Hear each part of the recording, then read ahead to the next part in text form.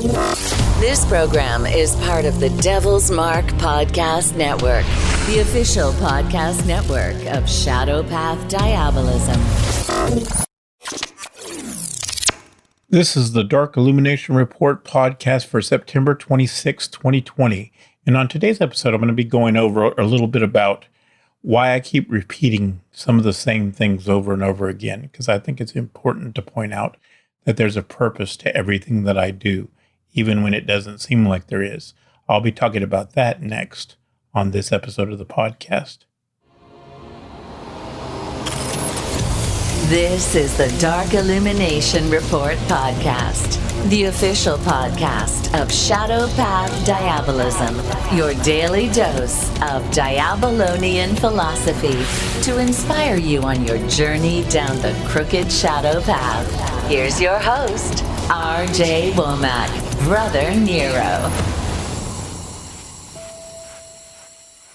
Hey everybody, thanks for joining me for another episode of the podcast. Today I'm going to be talking a little bit about something different because I want to explain something to you about one of the reasons why some of these episodes seem a bit repetitive is because I get asked the same questions over and over again, but it's also because I think while some of these ideas are very basic, I think they're critically important to re-emphasize and reinforce and repeat myself over and over again, especially when it comes to some basic ideas like don't let other people dictate to you what your practices should be. Don't let the influence of other people try to tell you how you should practice and what's right for you. Now, that may lead you to get the impression that Shadow Path Diabolism has no structure or that it's just a free-for-all.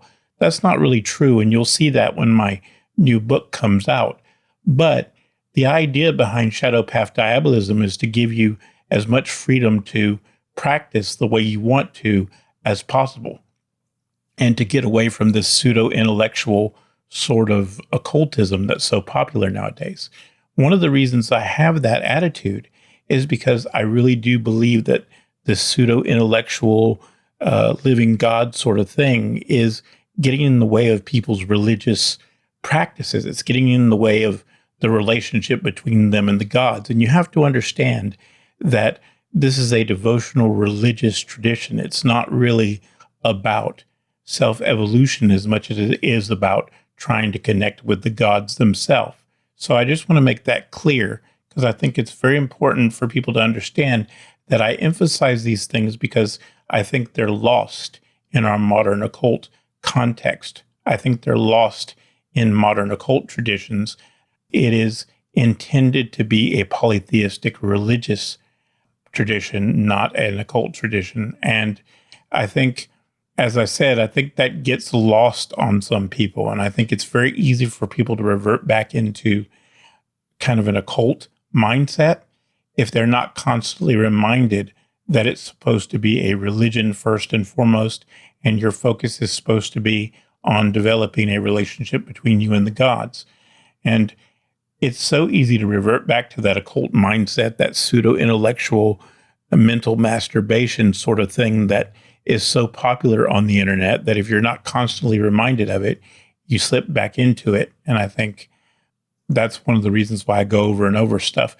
Plus, I've done so many episodes of this podcast, it can be difficult for me to remember exactly what episode I said what in.